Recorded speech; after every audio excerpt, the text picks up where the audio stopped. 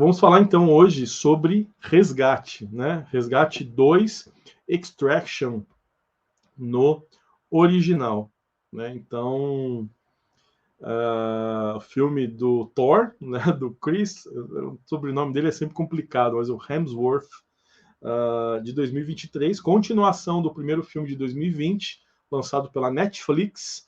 E qual que é a novidade desse filme? O que tem de diferente nessa franquia de ação, mais uma num universo tão recheado aí com franquias de ação, tá? Então, qual que é a pegada de Resgate, né? Você tem ali um soldado, né? Cadê o nome do abençoado aqui? O Tyler Rake. O Tyler Rake é o protagonista da série, dessa franquia de filmes de ação, onde ele é alguém muito bem preparado, né? Uma espécie de mercenário muito bem preparado, que é contratado para situações impossíveis, onde se precisa retirar alguém, resgatar alguém que foi sequestrado, alguém que está numa situação em países em conflito e tudo mais, né?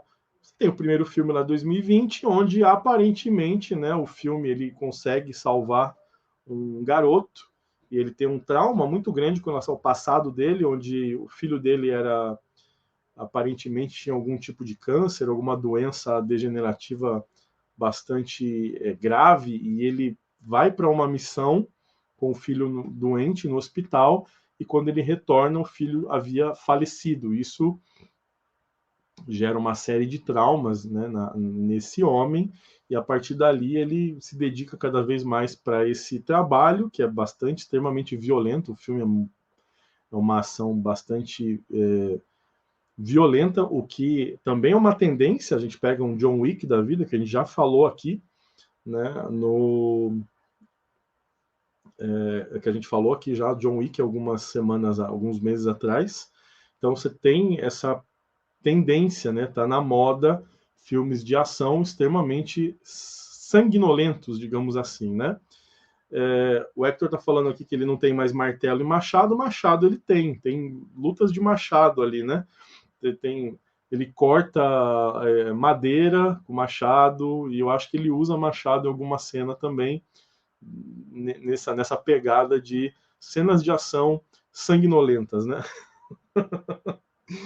Então, esse trauma de não ter visto os últimos instantes do filho marca esse mercenário, e isso vai levar ele a mergulhar de cabeça nesse trabalho, até que ele vai ser contratado para proteger um menino, mais ou menos, que vai fazer ele lembrar muito do filho dele. Então, ele vai criar um elo emocional com esse cliente, né, que vai levar ele a salvar esse menino, mas vai ser ferido mortalmente, né? E ali o filme foi bem ambíguo, né? Ele termina ali extremamente ferido, né? Uma garganta cortada, levou tiro, uma série de coisas, e ele cai de uma ponte extremamente alta no meio, num rio ali. E assim, o final fica em aberto, porque assim, a ideia ali era, se o filme fizer sucesso, a gente faz uma continuação, se flopar, aí ele morreu, né? Então você tem ali, né, esse final aberto, onde podia acontecer as duas coisas. A gente pode salvar ele ou ele pode morrer ali e acabou. O final, ele se sustenta com a morte do protagonista no final do filme, a história se encerra. Mas, como fez sucesso o primeiro filme, salvaram ele, né? Então ele volta extremamente ferido, passa muito tempo se recuperando, né? E tem uma série de dificuldades e estava em aposentadoria porque não tinha condição mais de lutar. E aí a trama se desenvolve, aparecer alguém, né, para contratá-lo para mais um serviço, um último serviço, é sempre isso, né? Um último serviço. E aí vai desenrolar toda uma nova trama, com a diferença de que dessa vez tem um apego pessoal mais próximo, né? Ele precisa resgatar, salvar, no caso, a cunhada dele, né? A irmã da ex-esposa dele, junto com os filhos, que estão lá no leste europeu.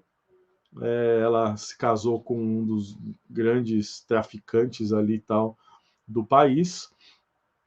Ele foi preso e a família foi morar com ele na cadeia, né? Então tem que resgatar dentro de uma prisão totalmente corrompida ali e tal, onde todo mundo mais ou menos é membro ali da facção do líder, né? Então essa é a trama, né? E aí vai ter um apego porque ela tem 2 filhos, uma menina mais ou menos da idade do filho dele e um adolescente já, né, que vai causar problemas para eles ali ao longo da trama. Mais ou menos é isso que acontece no filme, né? Então essa é a trama, o roteiro.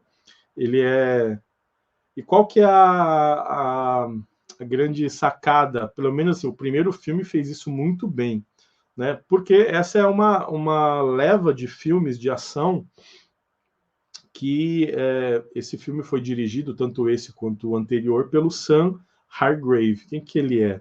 É um diretor de dublês, né? Então, ele que coreografa as cenas de ação que os protagonistas não vão fazer. Quem vai fazer são os dublês.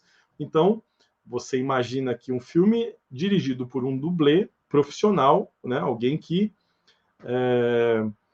vai organizar, né, essas coreografias, vai criar um filme de ação num nível superior a aqueles que não têm essa expertise, essa experiência, né? O primeiro filme a gente vê isso de maneira muito clara. Aqui eu vejo que funciona bem até uma parte da história.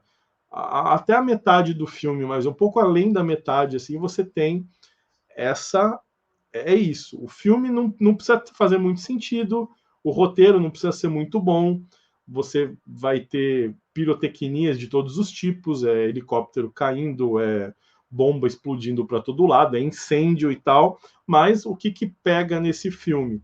São as cenas de ação. É para isso que tudo foi feito, né?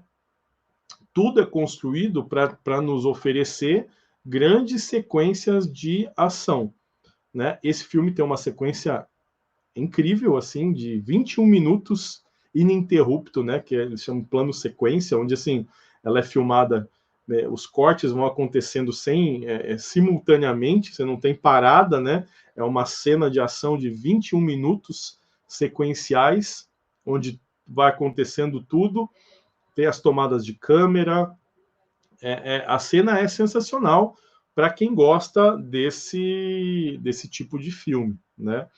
Então, você tem essa questão. Então, para esse tipo de filme, a história não é muito interessante, não faz muita diferença a história.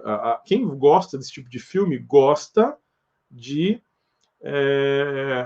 ver explosão, bomba, tiro, luta, é isso. Não precisa ter mais nada. É para isso que as pessoas assistem o filme, para ter essa experiência, né? Então você tem uma longa sequência que começa lá quando ele entra na prisão, né, para resgatar a cunhada dele, né, e as crianças, e ela continua para fora do presídio e ela se estende assim por 21 minutos ali, meio que parece que foi filmada toda de uma vez, né? Então ela não tem parada, não tem muito diálogo, é só correria, explosão e tudo mais, né? Então, qual que é o problema? Depois eles tentam criar uma história e aí o filme fica morno. Então, aí assim, o que é complicado nesse tipo de filme é assim, o primeiro filme criou essa tendência. Então, assim, tem um segundo filme, eu quero ver a mesma coisa que eu vi no anterior, né? Então, você tem tudo isso, e aí o filme parece que não quer mais ser esse filme de ação do começo ao fim, como foi o primeiro, né? Então, aqui eu vi que assim, o segundo filme entra em crise de identidade, não sabe se quer fazer um drama ou se quer fazer um filme com grandes planos de ação, né? Grandes sequências de ação dentro da questão, né? Claro que tem uma série de problemas em termos de roteiro, né? Assim, ele foi extremamente ferido no final do primeiro, então ele fica algum tempo, né, fora de combate, mal consegui, ficou um tempo na cadeira de rodas, leva um tempão para se levantar, e quando e tá ali, né, se preparando e tal, quando chega a pessoa e contrata ele para o serviço, parece que ele estava mancando, tinha problema no braço e tudo e tal, desaparece, não parece que ele estava com problemas ali para se desenvolver, né? O cara simplesmente fala para ele, olha, eu vou voltar daqui 3 semanas, em 3 semanas ele fica 100%, não parece que ele ficou meses em recuperação, né? E isso faz você perder agilidade, né? Perder uma série de coisas. Por 15 minutos ali do filme ele fica debilitado. Depois ele volta a 100% ali da força física, da forma física dele, né? Mas é aquela coisa, não tem problema. Um filme que tem essa premissa, a gente não está preocupado aí com que tudo faça sentido, né? O que as pessoas querem ver são as sequências de ação, né? Então, por quase uma hora, a primeira hora do filme, ela atende muito bem essa. Depois eles tentam gerar muito diálogo, uma série de coisas, e assim, aí não funciona, porque ou faz uma coisa ou faz outra, né? Daí você não faz nenhuma das duas direito. Então essa é a minha visão com relação ao filme, né? Não tem problema. Pegue John Wick, por exemplo, né? Faz muito sentido, mas ele obedece à tradição a qual ele, né, a origem que a história de origem que gerou essa franquia de sucesso. E a gente, quando falou de John Wick lá atrás, a gente foi mostrando para vocês ali a evolução de custo do filme, né, custo de produção do filme e bilheteria, arrecadação. Primeiro filme, segundo filme, terceiro filme, com previsões. A gente fez, né? A gente falou na semana que lançou o filme que a previsão era que o quarto ultrapassasse o terceiro já numa franquia multimilionária, e foi exatamente o que aconteceu, né? Então, ali você não tem muita surpresa. Você sabe que John Wick vai ser pancadaria do começo ao final. É isso. Não dá para você quebrar isso e tentar trazer agora, não, vamos refletir filosoficamente aqui, né? Com o John Wick. Embora tenha uma série de frases de efeito no filme, né? Para dar um ar de sabedoria, de sapiência, de que se sabe o que está fazendo naquele filme, você sabe que ele vai lutar do começo ao final, vai desviar de tiro a queima-roupa, e tá tudo bem. É isso, né? Agora, aqui eu vi que na metade final do filme, na segunda metade do filme, eles tentam ficar criando um melodrama, né? Mas, pelo menos assim, na minha visão, não funciona muito bem, porque o protagonista ele já foi criado para ser alguém solitário, alguém que é extremamente violento e tudo mais, né? Um tipo de Rambo contemporâneo, assim, né? Não dá para fazer o Rambo ficar filosofando, né? Então, tem essa pegada, né? Esse é um problema que eu vi ao longo do filme. Outro problema que eu percebi, assim, você tem atores coadjuvantes, tem uma equipe, né, que apoia e auxilia o protagonista. Ele resolve tudo sozinho. Então, assim, para que a equipe, né? Então, a equipe, muitas vezes, algumas sequências você vê, não, eu vou lá resolver sozinho, tal. Assim, pô, né? Século XXI, né? Não precisa mais trazer o Rambo de volta, né? Ele pode ajudar, ele pode atuar com apoio da equipe dele, né? Então, assim, algumas coisas que a gente vê que foram meio forçadas ali e tudo mais, mas, assim, enfim, é uma boa e violenta diversão, né? Então, assim, já saiba que tem bastante sangue, braço quebrando, esse tipo de coisa, machado voando, faca voando, essas coisas aí, né? E tiro para todo lado. Então, é um pouco isso. De onde vem a inspiração, né? Além do Hargrave, né, que é o diretor, você tem aqui o roteiro do Joey Russo, né? Dos irmãos Russo participam do projeto né, como roteiristas, né, e como produtores executivos da obra. Então aqui está tudo em casa, né? Os irmãos Russo que dirigiram Vingadores Ultimato, o Sam trabalhou também em Vingadores Ultimato, nas sequências de luta lá de Vingadores Ultimato.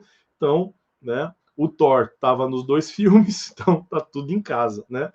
Então você tem aqui esse apoio, digamos assim, endosso, né, dos irmãos Russo ao trabalho do Hargrave, que já fez outros filmes também, atuou em outros filmes, mas está atuando, trabalhando na direção. O final do filme já deixa já mais escancarada a ideia de que haverá uma terceira sequência, né?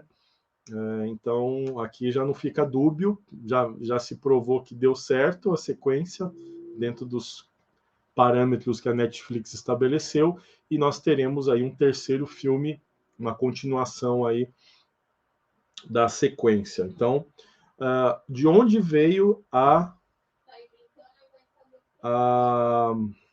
inspiração, né, pro